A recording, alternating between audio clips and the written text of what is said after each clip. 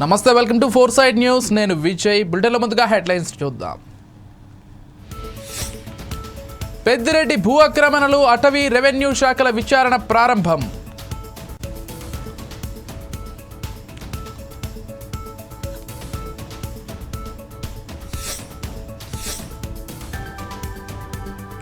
ఢిల్లీలో అఖిలపక్ష సమావేశం, కేంద్ర బడ్జెట్పై చర్చ.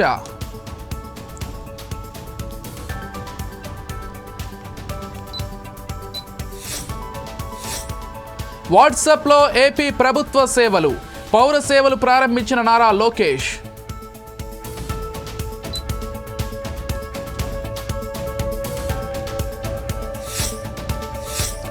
మహాకుంభమేళాలో మరో భారీ అగ్ని ప్రమాదం, భారీగా టెంట్లు దగ్ధం.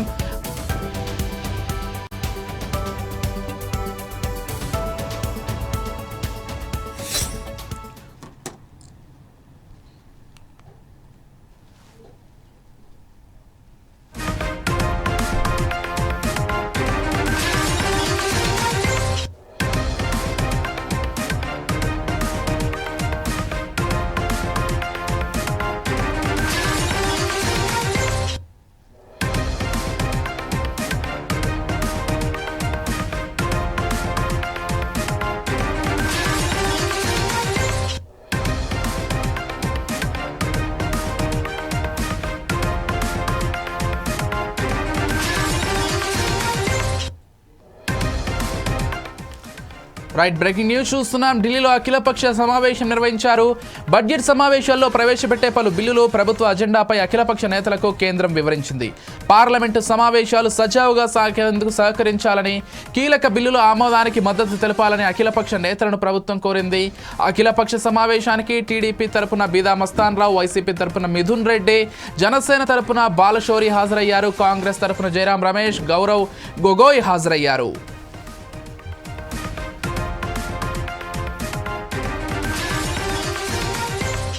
ఢిల్లీలో అఖిలపక్ష సమావేశం నిర్వహించారు.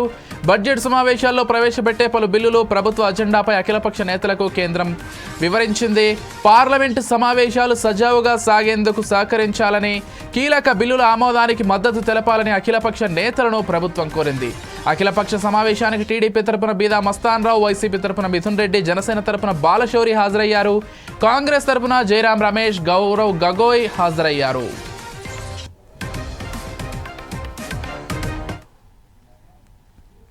చిత్తూరు జిల్లా మంగళంపేట పరిధిలో మాజీ మంత్రి పుంగనూరు ఎమ్మెల్యే పెద్దిరెడ్డి రామచంద్రారెడ్డి భూ ఆక్రమణలపై ఏర్పాటు చేసిన అటవీ రెవెన్యూ శాఖల అధికారులతో సంయుక్త కమిటీ విచారణ ప్రారంభించింది. కమిటీలో సభ్యులైన చిత్తూరు కలెక్టర్ మంగళంపేట పరిధిలో పెద్దిరెడ్డి ఆక్రమించారని భావిస్తున్న 295, 296 సర్వే నెంబర్లలోని భూములకు సంబంధించిన పాత దస్త్రాలను పరిశీలించారు. పులిచెర్ల తహసీల్దార్ను చిత్తూరు కలెక్టర్కు పిలిపించి మంగళంపేట రెవెన్యూ గ్రామ పరిధిలోని దస్త్రాలను కలెక్టర్ సుమిత్ కుమార్ తెప్పించుకున్నారు. అటవీ భూముల్ని పెద్దిరెడ్డి కుటుంబం అక్రమంగా వెబ్లాండ్ అడంగల్లోకి ఎక్కించుకున్నారని ప్రాథమిక విచారణలో తేలిందని అన్నారు.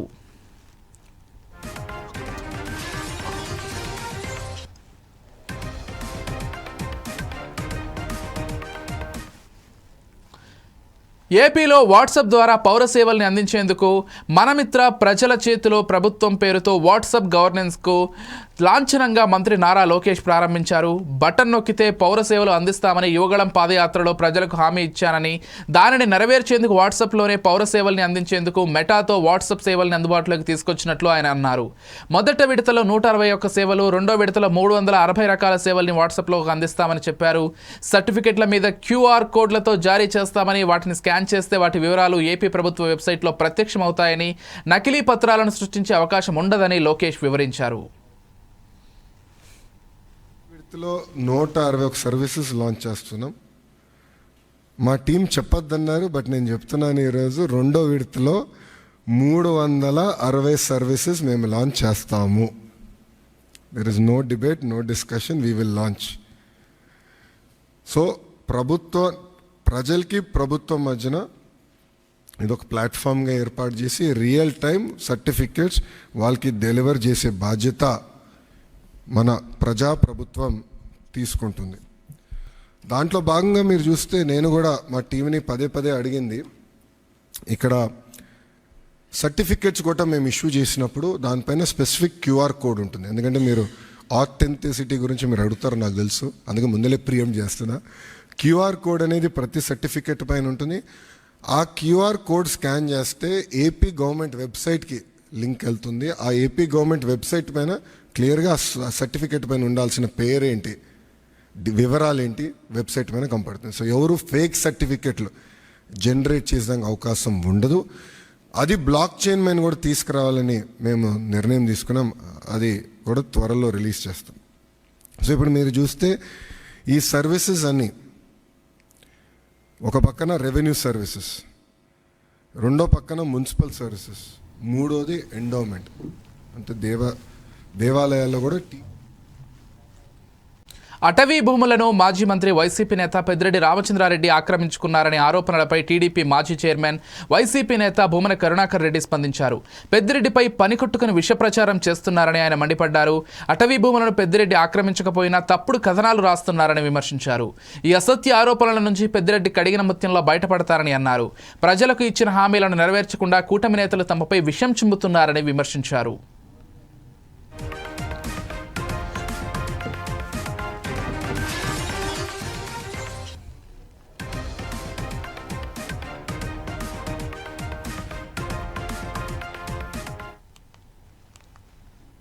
ఏ రకంగానూ కూడా అటవీ భూములను ఆక్రమించకుండా లేకపోయినప్పటికీ కూడా ఉద్దేశపూర్వకంగా మేము ఏమి రాసినా చెల్లుతుంది, మేము ఏం చెప్పినా కూడా నడుస్తుంది అన్నటువంటి ఒక గట్టి నమ్మకంతో ఆయన మీద ఉన్నటువంటి కోపము దుగ్ధతోటి వైఎస్ఆర్ కాంగ్రెస్ పార్టీ మీద, జగన్మోహన్ రెడ్డి గారు మా నాయకుడి మీద, మా మీద, అందరి మీద ఈ రకంగా ప్రభుత్వం, ఈనాడు ఉన్నటువంటి ప్రభుత్వం చేయాల్సినటువంటి మంచి చేయకుండా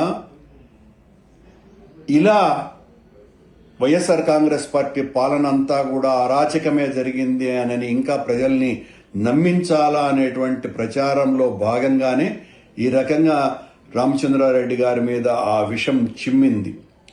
రామచంద్రారెడ్డి బేసిక్గానే ఆయన ఈ రకమైనటువంటి అరాచకాలకి, ఆక్రమణలకు పూర్తి వ్యతిరేకమైనటువంటి వ్యక్తి. వైఎస్ఆర్ కాంగ్రెస్ పార్టీలో ఒక ప్రధానమైనటువంటి భూమికను పోషిస్తున్నటువంటి వ్యక్తి. నెరవేర్చకుండా మా మీద విషం చిమ్మి బ్రతకాలని చూస్తే ప్రజలు ఏమాత్రం కూడా హర్షించరు. రామచంద్రారెడ్డి గారు ఆ కడిగిన ముత్యంలాగా మీరు ఏ రకమైనటువంటి విచారణ చేసుకున్నా కూడా ఆయన బయటికి వస్తాడు. నిన్న ఆయన ఛాలెంజ్ కూడా చేసినారు, నేను ఏ తప్పు చేయలేదని. మేడ్చల్ జిల్లా బోడుపల్ కార్పొరేషన్ బీఆర్ఎస్ అధ్యక్షుడు మంద సంజీవరెడ్డి ఆధ్వర్యంలో మాజీ మంత్రి కేటీఆర్ పిలుపు మేరకు కాంగ్రెస్ పార్టీ ఇచ్చిన హామీలు అమలు చేయాలని డిమాండ్ చేస్తూ గాంధీ విగ్రహానికి వినతిపత్రం పార్టీ నాయకులు అందజేశారు. ఇచ్చిన హామీలు నెరవేర్చే వరకు పోరాటం చేస్తామని ఆయన హెచ్చరించారు.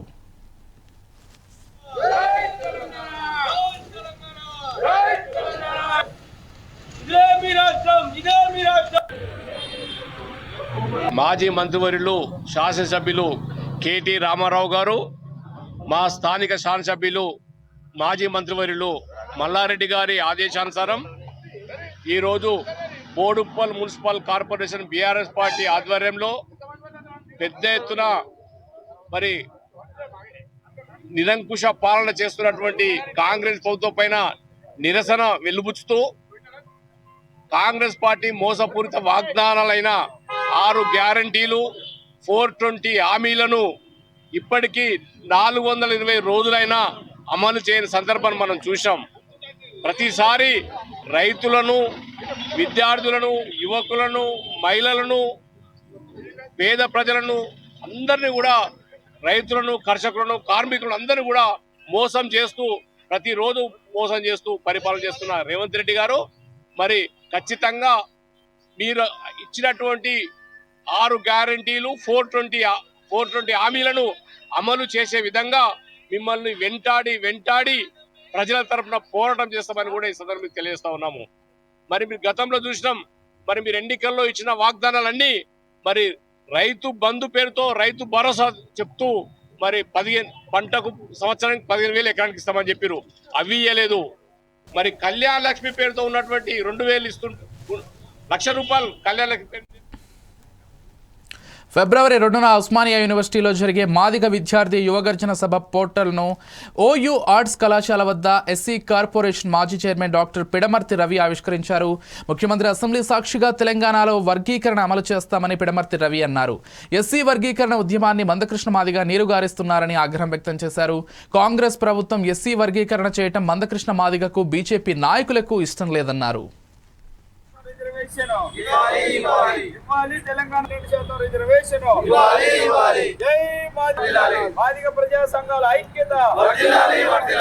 ఫిబ్రవరి 2వ తారీఖున ఓయూలో జరిగి మాదిగ విద్యార్థి యువగర్జనను జయప్రదం చేయాలని తెలంగాణ రాష్ట్రంలో ఉన్నటువంటి విద్యార్థులకు యువకులకు ప్రజా సంఘాలందరికీ కూడా విజ్ఞప్తి చేస్తా ఉన్నా.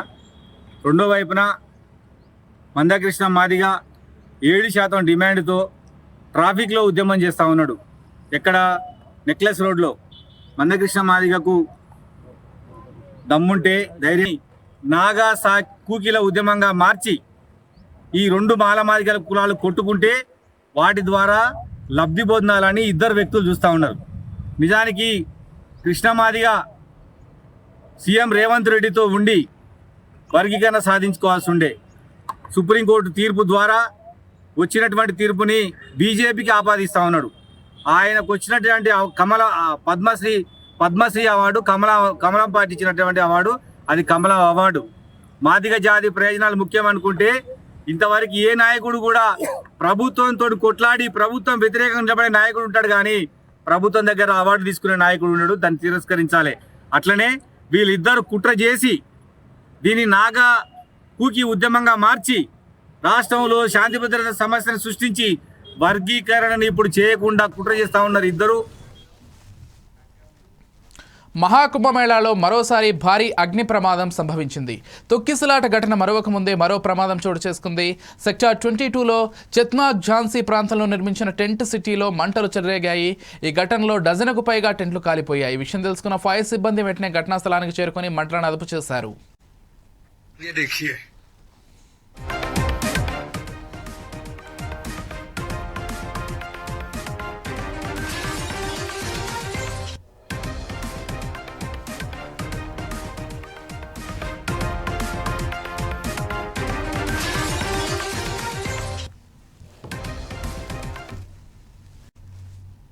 వేంపల్లిలో మహాత్మాగాంధీ 77వ వర్ధంతిని మాజీ రాజ్యసభ సభ్యుడు డాక్టర్ ఎన్ తులసిరెడ్డి కాంగ్రెస్ నాయకులు ఘనంగా నిర్వహించారు. మహాత్మాగాంధీ జాతిపిత మాత్రమే కాదని డాక్టర్ ఎన్ తులసిరెడ్డి అన్నారు. సత్యం, అహింస, సత్యాగ్రహం, నిరాడంబరత అనబడే గాంధీజీ ఆయుధాలను కాలదోషం లేదని, అవి సార్వకాలీనం, సార్వజనీనం, సార్వప్రాంతీయమని కొనియాడారు. సంపూర్ణ మద్యపాన నిషేధం గాంధీజీ ఆశయమని, ఆ దిశగా ప్రభుత్వాలు ఆలోచించాలని సూచించారు. కేవలం జాతిపిత మాత్రమే కాదు, ఆయన ప్రపంచ నేత, విశ్వనేత. సత్యం, అహింస, సత్యాగ్రహం ఇవి ఆయన ఆయుధాలు. మహాత్ముని ఆయుధాలు ఇంద్రుని వజ్రాయుధం కంటే, అర్జునుని గాంధీవం కంటే, కృష్ణ పరమాత్మ సుదర్శన చక్రం కంటే శక్తివంతమైనవి. మహాత్ముని ఆయుధాలు, ఆశ్రయాలు ఇవి సార్వజనీనం, సార్వకాలీయం, సార్వప్రాంతీయం. అన్ని కాలాలకు, అన్ని ప్రాంతాలకు, అందరికీ వర్తించే ఆశయాలు, ఆదర్శాలు, ఆయుధాలు మహాత్మా గాంధీ యొక్క ఆయుధాలు. ఆయన ఈ భూమి మీద ఇటువంటి వ్యక్తి జీవించాడా అని గాడ్సే దానికి ప్రతీకగా ఆ వైపు బీజేపీ ఉంది. ఈ సైద్ధాంతిక పోరాటంలో గాంధీయిజం గెలవాల్సిన చారిత్రక ఆవశ్యకత ఉంది. దీనికోసం ప్రతి కాంగ్రెస్ కార్యకర్త, ప్రతి కాంగ్రెస్ నాయకుడు, ప్రతి భారతీయుడు పునరంకితం కావాల్సినటువంటి అవసరం ఉంది. అదే ఇంటర్ ప్రాక్టికల్ పరీక్షల్లో సీసీ కెమెరాలను రద్దు చేయాలని నారాయణపేట జిల్లా ప్రైవేట్ జూనియర్ కాలేజీ యాజమాన్యం జిల్లా ఇంటర్ బోర్డు అధికారి సుదర్శన్ రావుకు వినతి పత్రం అందజేశారు. ఫిబ్రవరి 3 నుండి జరిగే ఇంటర్మీడియట్ ప్రాక్టికల్ పరీక్షలు సీసీ కెమెరాల పర్యవేక్షణలో జరపాలని ఇంటర్ బోర్డు కొత్త నిబంధనలు పెట్టడం జరిగిందని, దీనివలన విద్యార్థులు మానసిక ఆందోళనకు గురవుతారని కాలేజీ యాజమాన్య సంఘం రాష్ట్ర ఈసీ మెంబర్ ఈశ్వర్ అన్నారు. ఇంటర్మీడియట్ ప్రాక్టికల్ పరీక్షల్లో సీసీ కెమెరాలు పెట్టడం ద్వారా విద్యార్థులు తీవ్రంగా నష్టపోతారని ఆయన అన్నారు. నిర్వహణలో భాగంగా మరి ఫిబ్రవరి 3 తారీఖు నుంచి సైన్స్ విద్యార్థులకు ప్రయోగ పరీక్షలు నిర్వహించబడుతున్నాయి. అయితే గతంలో ఎన్నడూ లేని విధంగా ఇంటర్ విద్యార్థుల సైన్స్ విద్యార్థులకు మానసికంగా క్షోభ కలిగించేటటువంటి ఈ పరీక్షల సమయంలో ఇంటర్ బోర్డు సెక్రటరీ గారు అనాలోచిత నిర్ణయము సరైన టైంలో కాకుండా మరి జనవరి 17 తారీఖు నాడు ఒక సర్కులర్ జారీ చేయడం జరిగింది. 2025 సెకండ్ ఇయర్ విద్యార్థులు అందరూ కూడా సైన్స్ పరీక్షలు జరిగేటటువంటి విద్యార్థులందరూ కూడా ప్రయోగ పరీక్షల లోపల సీసీ కెమెరాలు ఏర్పాటు చేయడం అనేది ఇంటర్ సెక్రటరీ గారు నిర్ణయం తీసుకున్నారు. అయితే ఫిబ్రవరి 3 తారీఖు నుంచి పరీక్షలు పెట్టుకొని జనవరి 17-20 తారీఖు నాడు మరి విద్యార్థులకు మీరు రాబోయే 3 తారీఖు నుంచి జరిగేటటువంటి పరీక్షల్లో రాష్ట్రంలో పాలన పెనం మీద నుంచి పొయ్యిలో పడ్డట్టు తయారైందని ఏపీసీసీ మాజీ అధ్యక్షుడు డాక్టర్ సాకే శైలజానాథ్, ఏపీసీసీ ముఖ్య అధికారి ప్రతినిధి డాక్టర్ ఎన్ తులసిరెడ్డి ధ్వజమెత్తారు. వేంపల్లిలో doctor Sake Sailajanath, doctor N Tulasireddy media సమావేశంలో మాట్లాడుతూ వైకాపా టీడీపీ దొందే అన్నారు. జగన్ అరచేతిలో వైకుంఠం చూపిస్తే చంద్రబాబు కైలాసం చూపిస్తున్నాడని ఎద్దేవా చేశారు. వైకాపా ప్రభుత్వం రాష్ట్రాన్ని అప్పులు, అరాచక, మద్య, జూదా, డ్రగ్స్, గంజాయి ఆంధ్రప్రదేశ్గా తయారు చేసి వెళ్ళిపోయిందని, ప్రస్తుతం కూటమి పాలన అంతకంటే అధ్వానంగా తయారైందని అన్నారు. వైకాపా ప్రభుత్వం ఇటు టీడీపీ కూటమి ప్రభుత్వం దొందే. జగన్మోహన్ రెడ్డి ఏమో అరచేతిలో వైకుంఠం చూపిస్తే చంద్రబాబు నాయుడు గారేమో అరచేతిలో కైలాసం చూపిస్తున్నాడు. గతంలో వైకాపా ప్రభుత్వం ఈ రాష్ట్రాన్ని అప్పుల ఆంధ్రప్రదేశ్గా, అరాచక ఆంధ్రప్రదేశ్గా, డ్రగ్ ఆంధ్రప్రదేశ్గా, మధ్యాంధ్రప్రదేశ్గా, గంజాయి ఆంధ్రప్రదేశ్గా, అరాచక ఆంధ్రప్రదేశ్గా మార్చి ఆయన వెళ్ళిపోయినాడు. అంటే ఆయన పార్టీ. ఇప్పుడు చంద్రబాబు ప్రభుత్వం అంతకంటే అధ్వానంగా తయారైపోయింది. ఉమ్మడి నిజామాబాద్ జిల్లాలో ఆర్ఎంపీ, పీఎంపీ వైద్యులు పుట్టగొడుగుల్లా వెలుస్తున్నారు. పట్టణాల్లో వైద్యుల దగ్గర కొన్ని రోజులు పనిచేసి ఎలాంటి సర్టిఫికెట్లు లేకున్నా గ్రామాల్లో వైద్యం అందిస్తున్నారు. వైద్య శాఖ నిబంధనల ప్రకారం ఆర్ఎంపీ, పీఎంపీ వైద్యులు కేవలం ఫస్ట్ ఎయిడ్ మాత్రమే చేయాలి. అలా కాకుండా ఆసుపత్రి నెలకొల్పి అన్ని రకాల చికిత్సలు అందిస్తున్నారు. తాజాగా ఉమ్మడి జిల్లాలో తెలంగాణ వైద్య మండలి తనిఖీలు చేసి 11 మంది నకిలీ డాక్టర్లపై కేసులు నమోదు చేసింది. అలాగే నిజామాబాద్ జిల్లా మక్లూర్ మండలంలో నకిలీ వైద్యంతో ఒక మహిళ మరణానికి కారణమైన ఆర్ఎంపీ డాక్టర్ను పోలీసులు అరెస్ట్ చేసి రిమాండ్కు తరలించినట్లు నిజామాబాద్ ఏసీపీ రాజా వెంకటరెడ్డి తెలిపారు. ఇక ఇదే అంశానికి సంబంధించి మరింత సమాచారం మా ప్రతినిధి శ్రీనివాస్ అందిస్తారు. ఉమ్మడి నిజామాబాద్ జిల్లాలో ఫేక్ డాక్టర్లకు సంబంధించి కూడా కలకలం రేపుతున్నటువంటి పరిస్థితి ఉంది. గత కొన్ని రోజుల నుంచి కూడా దీనికి సంబంధించినటువంటి వైద్య ఆరోగ్య మండలి కూడా తనిఖీలు నిర్వహించారు. దాదాపు 11 మంది నకిలీ డాక్టర్లకు గుర్తించారు. వాళ్ళపైన కేసులు నమోదు చేసినటువంటి సిచ్యువేషన్ ఉంది. ప్రైవేట్ హాస్పిటల్లో కంపౌండర్గా చేస్తూ కూడా గ్రామాలలో వాళ్ళు ఏదైతే గ్రామాలలో వాళ్ళు చేస్తున్నటువంటి ఏదైతే డ్యూటీ కూడా కేవలం అది ఆర్ఎంపీ లాగా, పిఎంపీ లాగా చేయాల్సింది పోయి అక్కడ సపరేట్ కూడా హాస్పిటల్లో చేసే వైద్యం కూడా చేస్తూ కూడా చాలామందికి కూడా ప్రాణహానికి పాల్పడుతున్నటువంటి పరిస్థితి ఉంది. ఇక్కడ జరిగినటువంటి ఒక సంఘటన కూడా ఒక మహిళ చనిపోయినటువంటి ఘటన చోటు చేసుకుంది. నిజామాబాద్ జిల్లాకు సంబంధించి కూడా ఏసీపీ నిన్న ఒక నకిలీ డాక్టర్ని కూడా పట్టుకున్నారు. వాళ్ళని అరెస్ట్ చేశారు కంప్లైంట్ తీసుకొని. దీనిపైన మాట్లాడేందుకు మనతో పాటు నిజామాబాద్ ఏసీపీ రాజా వెంకటరెడ్డి గారు ఉన్నారు. మాట్లాడే ప్రయత్నం చేద్దాం. సార్ నమస్తే. సార్, నకిలీ డాక్టర్ అని చెప్పేసి ఈ మధ్య కాలంలో చాలా జరుగుతున్నాయి. ఈ కోవలోనే ఒకటి నిన్న జరిగినటువంటి ఇష్యూ ఏదైతే నిజామాబాద్ జిల్లాలో ఏదైతే మాక్లూర్ మండలంలో జరిగినటువంటి ఘటన అందరినీ కలిసివేస్తూ ఉంది. ఒక నిండు ప్రాణం బలైనట్టుగా కూడా చెప్తా ఉన్నారు. ఏం జరిగింది సార్ అసలు? మనకి మాక్లూర్ మండలంలో కల్లెడ గ్రామం సంబంధించి ఒక అమ్మాయి 19 ఇయర్స్ ప్రెగ్నెంట్ ఉండి అబార్షన్ గురించి వాళ్ళ ఫ్రెండ్కి చెప్పడం జరిగింది. అతను ఒక ఆర్ఎంపీ డాక్టర్ని సంప్రదించి ఆర్ఎంపీ డాక్టర్ చెప్పిన విధంగా కొంత వారంటెడ్ కిట్ అని ఒకటి వస్తుంది. ఆ కిట్ వాడి అబార్షన్ గురించి ఆ ప్రాసెస్ అంతా కూడా ఆర్ఎంపీ చెప్పిన పద్ధతిలో చేసుకున్నారు. కానీ ఏదైతే ప్రాసెస్ చేసుకున్నారో అది డాక్టర్ పర్యవేక్షణలో జరగాలి, డాక్టర్ అడ్మిట్ చేసుకున్న తర్వాత జరగాలి. ఇంట్లో ఉండి అది చేసుకోవడం వల్ల ఏదైతే అబార్షన్ అయినప్పటికీ కూడా కొంత పూర్తిగా కాకుండా, కొంత ఎలిమినేట్ కాకుండా అవన్నీ కూడా మిగతా ఆర్గాన్స్ అన్నీ కూడా ఎఫెక్ట్ అయిపోయినాయి. దానివల్ల అన్ని అవయవాలన్నిటి కూడా విషతుల్యమైంది.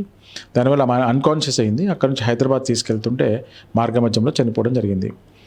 దీంట్లో ఎవరైతే ఈ అబార్షన్ చేయించడానికి ప్రేరేపించినారో ఎవరైతే వినయ్ అని చెప్పి అతన్ని అరెస్ట్ చేయడం జరిగింది. ఎవరైతే డాక్టర్ ఈ మొత్తం ప్రాసెస్ అంతా చెప్పాడో అతన్ని కూడా నిన్న అరెస్ట్ చేసి జైలుకి తరలించడం అయింది. అందరికీ విన్నవించేది ఏంటంటే ఎవరైతే ఆర్ఎంపీ డాక్టర్ అని చెప్తారో, ఆర్ఎంపీ అనేది యాక్చువల్గా వర్డ్ రిజిస్టర్డ్ మెడికల్ ప్రాక్టీషనర్. డాక్టర్ని ఆర్ఎంపీ డాక్టర్ అంటారు యాక్చువల్గా.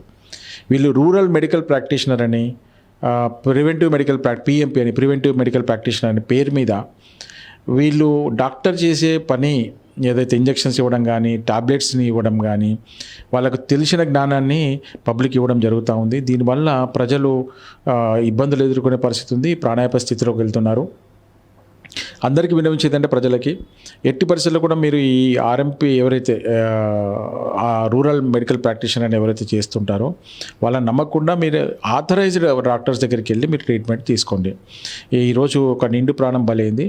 ఈ already medical and health department vigilance wing మన నిజామాబాద్ డివిజన్ సంబంధించి డిచ్పల్లి, మోపాల్, తర్వాత ఇందల్వాయ్ అండ్ టౌన్ 5 ఏరియాలలో కొంతమంది డాక్టర్ అనే పేరు మీద డాక్టర్ అని చెప్పుకొని క్లినిక్లు నడిపిస్తున్న వాటి మీద రైడ్స్ చేయడం జరిగింది. వాళ్ళు ఆల్రెడీ మనకు కంప్లైంట్ ఇచ్చారు. డిచ్పల్లిలో 4 డాక్టర్స్, ఇంద్రవాయిలో 1 డాక్టరు, మోపాల్ 2 మీద అండ్ టౌన్ 5లో 1 మీద ఇచ్చారు. వీళ్ళందరి మీద కూడా కేసులు రిజిస్టర్ చేసాం. మేమంతా కూడా కఠినంగా వాళ్ళ మీద యాక్షన్ తీసుకుంటాం. ఎవరైనా డాక్టర్ అని పేరు చెప్పుకొని వాళ్ళు ప్రివెంటివ్ మెడిసిన్ అంటే ఫస్ట్ ఎయిడ్ వరకు చేసే అర్హత ఉంది, అంతవరకే. అంతేగాని వాళ్ళు ఇదంతా చేయడము ఇది కూడా కాదు.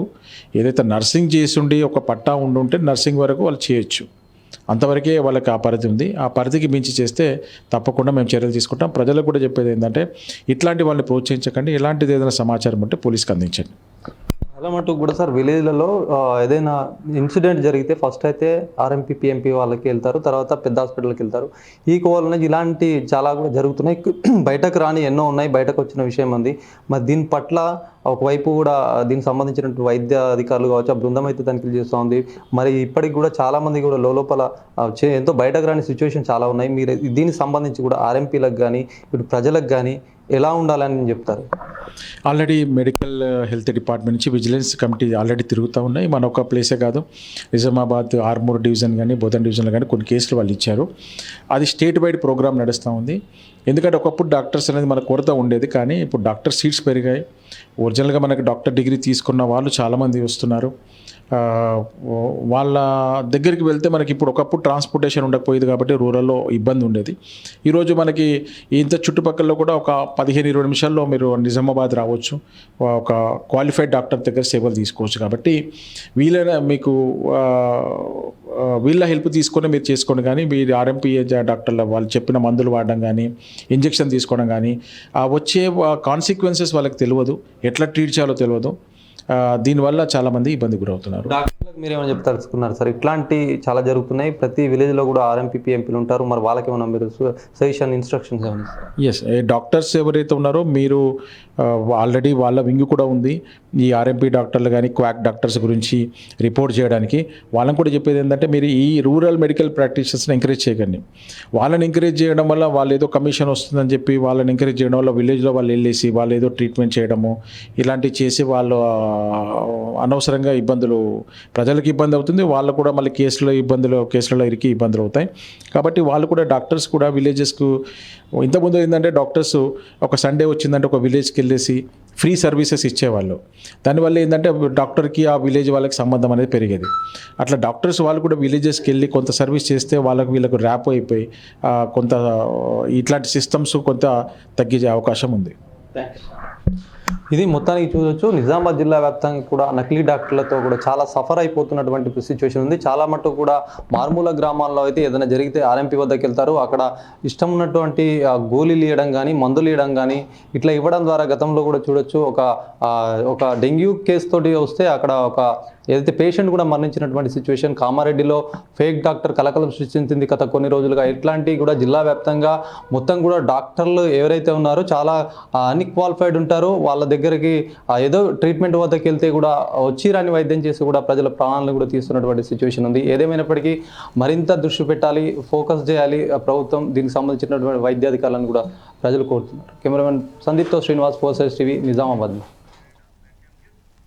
గుంతకల్ ఎమ్మెల్యే గుమ్మనూరు జయరాం మీడియాపై విరుచుకుపడ్డారు. తప్పు చేస్తే రాయమని, ఆధారాలు లేకుండా రాస్తే తాట తీస్తానే బెదిరింపులకు పాల్పడ్డారు. మీడియా ప్రతినిధులకు వార్నింగ్ ఇచ్చారు. తనపై వివాదాలు రాస్తే రైలు పట్టాలపై పడుకోబెట్టి చంపుతానని వార్నింగ్ ఇచ్చారు. కుటుంబ పెత్తనముందని, భూ ఆక్రమణ చేసినట్టు నిరూపించాలని, లేదంటే రైలు పట్టాలపై పడుకోబెడతానని గుంతకల్ ఎమ్మెల్యే గుమ్మనూరు జయరాం హెచ్చరిక చేశారు. నేను పోయిన తర్వాత అది ఇది అని చెప్పి రాస్తే మాత్రము మరి మీరే అన్నారు పట్టాల మీద పండబెడతారా? మరి అది లేకపోయినప్పుడు మీరు నిరూపించకపోతే పట్టాల మీద పండబెట్టే కూడా నేను సిద్ధంగా ఉన్నాను. ఎందుకంటే నాకేం లెక్కలే, అన్ని విధాలుగా చేసి వచ్చినోడిని. రాసుకోండి, నేను తప్పు చేయను. తప్పు చేస్తే మాత్రము మీరు నన్ను మీడియా కాకుండా ఏదైనా కానీ మీరు నన్ను బహిరంగంగా మీరు చేయొచ్చు. కానీ నేను తప్పు చేయకోకుండా దాన్ని నా తమ్ముడు తప్పు చేసినాడు, ఇంకోరు తప్పు చేసినాడు అనే మాట మాత్రము వెనక్కి నుంచి అనద్దండి. ఏదైనా తప్పు చేసినానని చెప్పి నేరుగా అడగండి. ఆ తప్పు ఏమన్నా చేసింటే నేను సరిదిద్దుకుంటా. తప్పు చేయకపోతే మాత్రం తాట తీస్తా. ఇది మరొకసారి హెచ్చరిస్తున్నా. నా పైన రాసేటప్పుడు కూడా ఎవరైనా కానీ అన్ని విధాలుగా ఆలోచన చేసి రాయండి. నేను కబ్జా చేస్తే మాత్రం తల వంచుతా, కబ్జా చేయకపోతే తల ఎత్తుకొని నడుస్తా. మీరు ఎవరైనా అడిగే దాంట్లో ఉంటే అడగండి. ఏమిది ధైర్యంగా చెప్తున్నాడు, కబ్జా చేసినాడా చేయలేదా, మరి ఎంతమందిని పట్టాల మీద పండబెట్టినారనేది న్యూస్లో వస్తుండదు. ఇదే కోరిక మేరకు నిన్ననే మా కార్యకర్తలతో, మా నాయకులతో, మా కుటుంబ సభ్యులు, తెలుగుదేశం కుటుంబ సభ్యులతో కూర్చున్నప్పుడు నా పరిపాలన బాగలేదు, ఒక ప్రతి ఒక్కరు అన్నదమ్ములతో ఎమ్మెల్యేలుగా ప్రవర్తిస్తారని చెప్పేసి ఏ మీడియా సోదరులు అంటున్నారు, మీ అభిప్రాయం అని అడిగితే ప్రతి ఒక్కరు అన్నాళ్ళు. మరి వాళ్ళ మాటల్లోనే అడుగుదాం. ఏమో బీజేపీ మన ఎన్డీఏ మన కూటమిలో మీరున్నారు, నా తమ్మునోళ్ళు రాజకీయం కానీ లేదంటే నా కొడుకు కానీ ఎప్పుడైనా ఏమైనా దౌర్జన్యాలు చేస్తున్నారా లేదా అనేది మన ఎన్డీఏ గవర్నమెంట్ ఉన్న సభ్యులు బీజేపీ నుంచి మా తమ్మునోళ్ళు ఉంటే మేలా, లేదంటే మా తమ్మునోళ్ళు మీరైనా ఇంట్లో పెట్టండి, ఎమ్మెల్యే మీరు కదా, మీరే మాకు ఉండండి అని చెప్తే కూడా దానికి సిద్ధంగా ఉన్నాయని చెప్పేసి మీ కోరిక మేరకు ఇప్పుడు ఇక్కడ ఉన్న తెలుగుదేశం మన కుటుంబ సభ్యులు కూడా ఇది మాట్లాడుతున్నా. అన్న మీ పరిపాలన తమ్మునోళ్ళ రాజకీయం కాదు, మీరే చేయండి అని చెప్పినా దానికి సిద్ధంగా ఉన్నాను. గత పోయిన ప్రభుత్వంలో ఎవరు బాగుపడినారు, ఎవరు బాగుపడినారనేది మీడియాకి తెలిసే ఉంటుంది. ఆ నాయకులు బాగుపడినారు కానీ పేదవాళ్ళు బాగుపడలేదు. ఇప్పుడు మాకు దేవుళ్ళలాగా మాకు గుమ్మనూరు జయరాం అన్న గారు వాళ్ళ బ్రదర్స్ వచ్చి ప్రతి ఒక్కరు పేదలు ఎక్కడున్నారో ఇక్కడ ఎంఆర్ఓ గారితో మాట్లాడటం జరిగింది. ఇంకా వచ్చింది 8 నెలలు అయింది. అప్పుడే వాళ్ళ మీద నిందలు మోపడము ఇది సరైనది కాదు. మీరు మీతో ఉండే ఆధారం ఉంటే నిరూపించండి, మేము దానికి సై. ఎందుకంటే ఈరోజు మేము ఒక కుటుంబ సభ్యులుగా మేము పని చేసుకుంటూ ముందుకు వెళ్తున్నాము. రైట్, ఇవి ఇప్పటివరకు ఉన్నటువంటి Biden updates. Keep watching 4 Sides TV.